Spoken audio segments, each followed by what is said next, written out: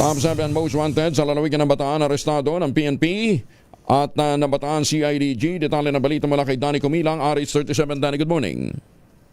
Arestado ang top 7 provincial level most wanted person ng Bataan PNP at ng Bataan CIDG sa bisa ito ng warrant of arrest na inilabas ng kagalang-galang Abby A. Sorbeto, Alba Acting Provincial Judge ng Family Court Branch 3, 3rd Judicial Region, Maribeles, Bataan.